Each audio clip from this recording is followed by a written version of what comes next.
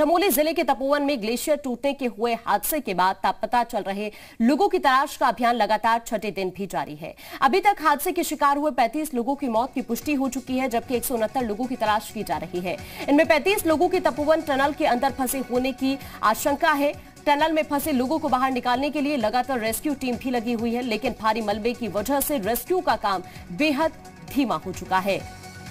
35 लोगों के अभी भी फंसे होने की आशंका है। हालांकि भारी मलबा है, जिसकी वजह से रेस्क्यू में भी काफी दिक्कत आ रही है। रेस्क्यू ऑपरेशन में लगातार कई टीमें लगी हुई है, लेकिन दुखद बात यह है कि अभी तक इस हादसे में 35 लोगों की जान जाने की खबर मिल चुकी है, यानी कि 35 लोगों के शव अभी तक बरामद किए जा चुके हैं।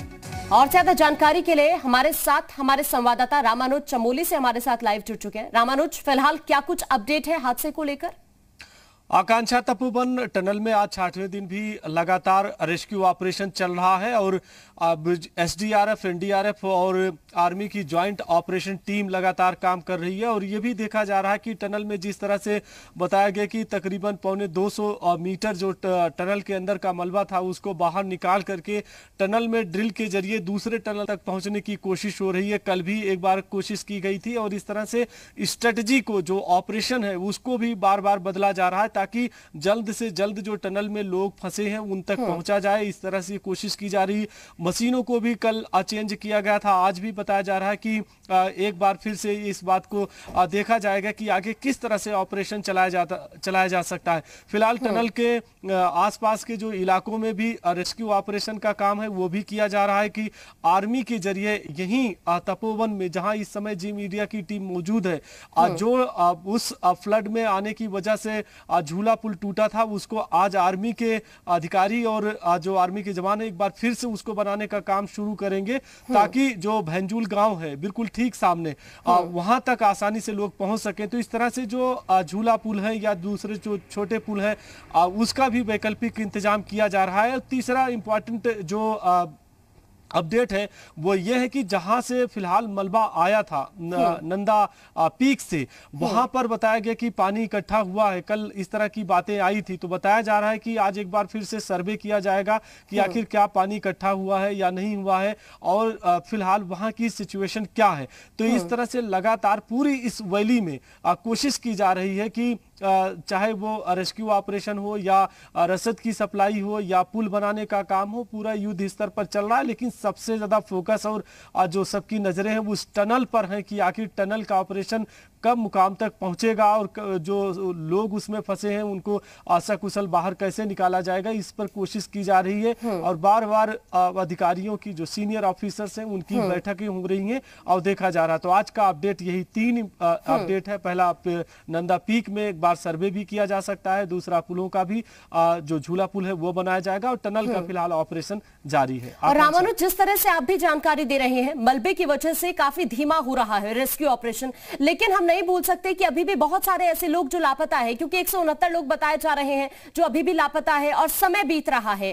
तो चिंता भी और ज्यादा परिजनों की भी बढ़ रही है, क्योंकि अपनों का उन्हें भी इंतजार है। वो उम्मीद लगाकर बैठे हैं कि कोई शायद राहत की खबर निकल कर आए। हालांकि कुछ ऐसे भी परिजन जिनकी उम्मीद पूरी तरह से टूट चुकी है, लेकिन जैसे जैसे समय बीत रहा है वैसे वैसे लोगों की चिंताएं भी उतनी ही ज्यादा बढ़ती जा रही है। देखिए आकांक्षा, सीधी तस्वीर के जरिए आप इसको देख लीजिए कि ये आखिर में किस तरह का इलाका है और कितना मुसीबत भरा रहता है, कितना हार्ड है, यानी टफ काम होता है। ये तपोवन है और इसी के नीचे टनल है। फिलहाल ये जो सीधी तस्वीरें हैं और वो टनल का मुहाना है, जहां लगातार 60वें दिन आज भी ऑपरेशन चल रहा है।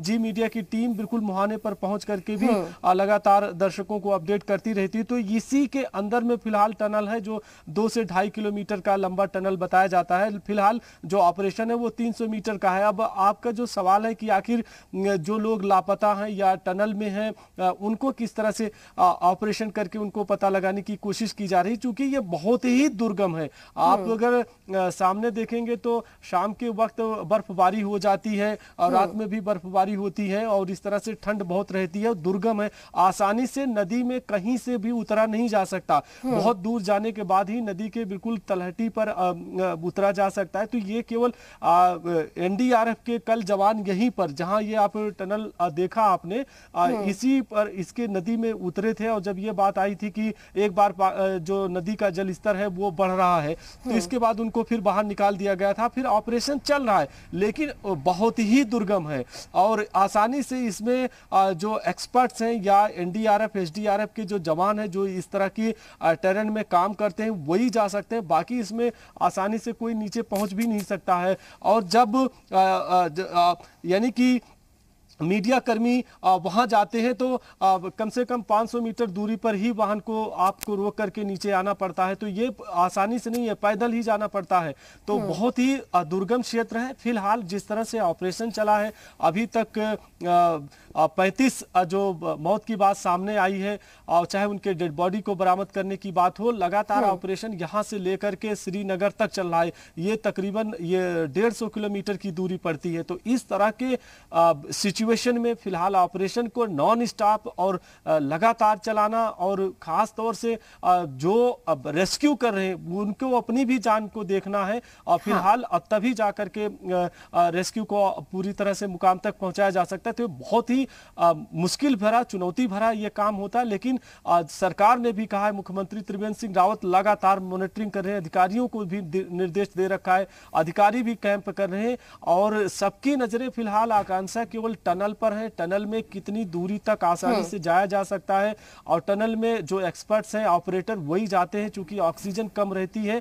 और दर्शकों को यह भी बता दें कि टनल को लेकर के आखिर किस तरह की सिचुएशन होती है। टनल आपने देखा कि जो उसका फ्रंट गेट है, फ्रंट से आसानी से आप 50 मीटर तक जा सकते हैं। इसके बाद में वहां ऑक्सीजन कम होने लगती है, फिर लाइट का जिस तरह का इंतजाम होता है उसको देखना होता है, और मलबा भरा पड़ा हुआ है, यानी कि ऑक्सीजन सबसे ज्यादा इंपॉर्टेंट रखती है। तो इसलिए जो एक्सपर्ट्स हैं, जो ऑपरेटर्स हैं, जो पूरी तरह से मशीनों को चला सकते हैं, उन्हीं को इजाजत भी है, वही जा भी सकते हैं। इसके बाद एक खास बात यह है कि जो मेन टनल है, ये बिल्कुल आप इसको समझिए कि मेन टनल के नीचे 4 टनल और है, जो उसका नक्शा है जो एनटीपीसी ने उपलब्ध कराया था, और उस 4 टनल के नीचे से ही जो टरबाइन के लिए पानी जाता था, जिसको ये कहते हैं कि सिल्ट को फिल्टर करती है, वो 4 टनल है। और उसी के नीचे ये बताया जा रहा है कि जो कर्मचारी थे वो काम कर रहे थे, यानी पहले टनल से केवल एंट्री हो सकती है, लेकिन दूसरे टनल पर पहुंचना है। तो ये सबसे बड़ी बात है कि घूम करके उसमें जाना तकरीबन 300 मीटर की दूरी है। तो इस तरह से फिलहाल ऑपरेशन चल रहा है। उम्मीद बिल्कुल, और ये तमाम वो चुनौतियां हैं जिन्हें पार करने की कोशिश जवानों की तरफ से की जा रही है राम मनोज, और कोशिश की जा रही है कि जो लोग लापता हुए हैं उन सभी को तलाश किया जाए। शुक्रिया आपका तमाम जानकारी पहुंचाने तक, दर्शकों तक। अभी आपने ये सीधी तस्वीरें देखी कि इस वक्त क्या कुछ स्थिति है ग्राउंड जीरो पर। आगे